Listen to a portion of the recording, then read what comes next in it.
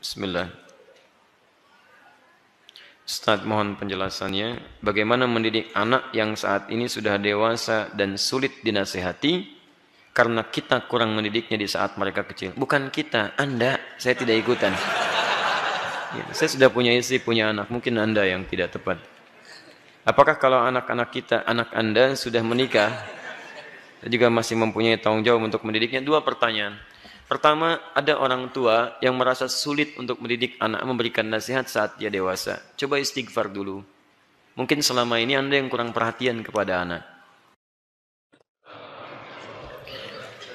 Alhamdulillah, wassalatu wassalamu ala rasulillah wa ba'd.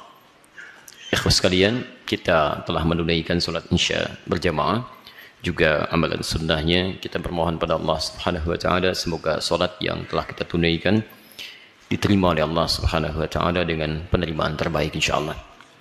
Kita coba lanjutkan, pemirsa dimanapun Anda berada, kesulitan nasihat yang diterima oleh anak. Terkadang bukan karena anak itu tidak mau mendengar nasihat orang tuanya, tapi seringkali diakibatkan karena orang tua tidak memiliki perhatian yang cukup kepada anak sebelumnya. Perhatikanlah bagaimana Nabi Ibrahim, seorang nabi, seorang rasul, seorang ayah yang dengan segala kesibukannya itu masih memberikan waktu yang luang untuk bermain, mengamati dan hadir dalam keadaan dan permainan anak-anaknya. Sehingga apa yang terjadi, walaupun tinggal beliau di Palestina, anaknya berada di Mekah, itu masih tetap bisa mengontrol, Pak. Beliau melihat bagaimana lingkungannya, perkembangannya, mainnya, tentang asiknya, tentang kisahnya. Sehingga ketika orang tua hadir dalam dunia anak, anak tidak merasa kehilangan dengannya. Itu yang dimaksudkan di Quran surah ke-31 ayat 13 sampai ayat 19 itu. Ada 4 pendidikan dini yang harus ditanamkan pada anak sejak awal. Sehingga anak itu akan mudah nanti mendekat kepada Allah, dekat dengan orang tua, dan bergaul balik dengan lingkungannya. Ayat 13-nya pengajaran tentang tauhid. Ayat 14 sampai 15 mengajarkan tentang bagaimana pendekatan anak dengan kedua orang tuanya. Ayat selanjutnya mengajarkan tentang bagaimana pendidikan salat ditanamkan sejak dini. Dan yang keempat tentang akhlak supaya dia dekat dengan lingkungannya.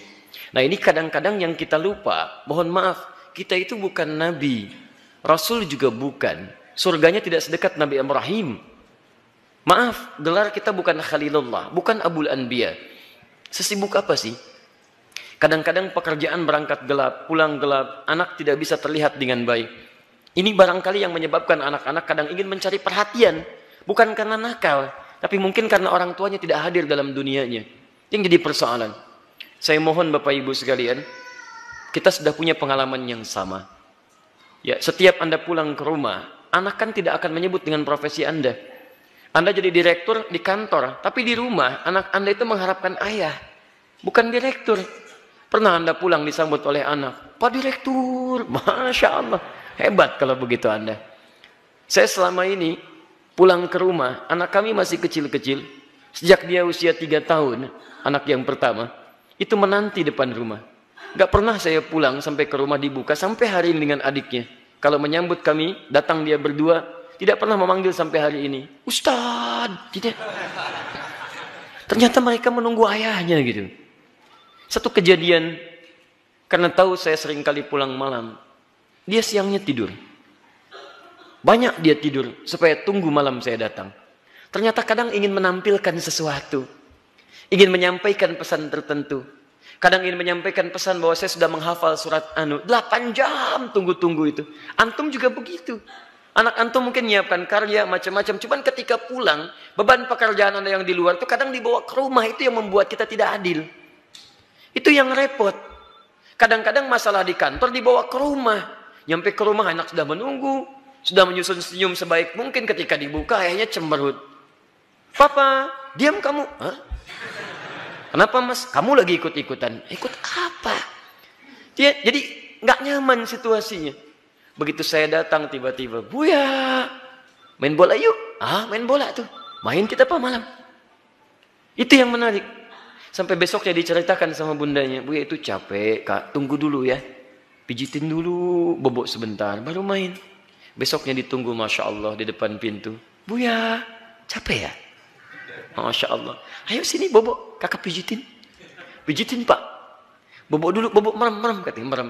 Begitu merem kita, baru semenit. Ya bangun, main bola yuk. Masya Allah. Tapi itu tuh susah didapatkan lagi ketika dia dewasa. Jadi kalau Anda nggak dapat sekarang, besok Anda tidak akan bisa meraihnya. Karena itulah orang tua seperti Ibrahim alaihissalam memberikan perhatian yang dalam. Anak itu punya rasa. Jangankan mendengar nasihat bapak ibunya, nyawa saja mau diserahkan kok. Bapak cuma mimpi melihat kamu begini. Kak, kerjakan sekarang Pak. Coba antum tes pulang dari sini. Bapak tadi ikut kajian, Quran Sunnah Solution. Wah, dapat gambaran, nyembelih kamu. Bagaimana pendapat kamu? Wah, sesat Pak itu, jangan ikuti lagi. Repot gitu kan. Jadi yang pertama itu demikian. Pertama kita koreksi dulu. Yang kedua kita mendekat kepada Allah berdoa, ya Allah, tidak engkau titipkan anak itu kepada ibunda yang lain kecuali pada hamba ya Allah. Berikan kekuatan. Hamba yakin engkau tidak pernah memberikan ujian kecuali pada yang sanggup menjalaninya. Sentuh hatinya ya Rabb. Sentuh hatinya ya Rabb. Ingat ketika seseorang telah menikah pun, kewajiban untuk memberikan nafkah berhenti memang. Tapi mohon maaf, perhatian itu kan tidak terputus. Anda masih berhak memperhatikan, memberikan arahan dan sebagainya. Karena itu, jangan putus dalam memberikan nasihat, sampaikan dengan cara yang terbaik. Kalau tidak pakai bahasa akal, gunakan bahasa hati. Setidaknya jadikan dia teman dalam kehidupan. Insya Allah dengan kalimat yang menyentuh, lama-lama dia akan tersadar. Jadi buka dengan doa, setelah itu ajak untuk berbicara dengan bahasa hati.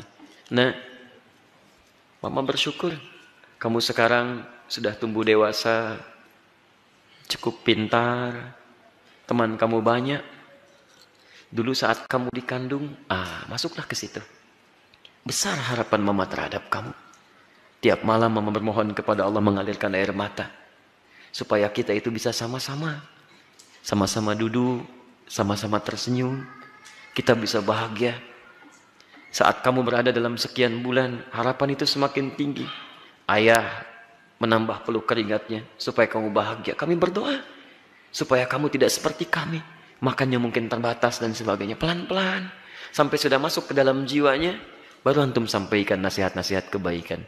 Insya Allah pelan-pelan di situ akan hadir kebaikan-kebaikan.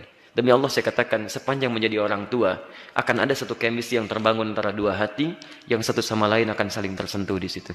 Semoga Allah memberikan kekuatan insya Allah. Baik, tidak ada yang walin kundang kecuali dalam cerita ya. Baik.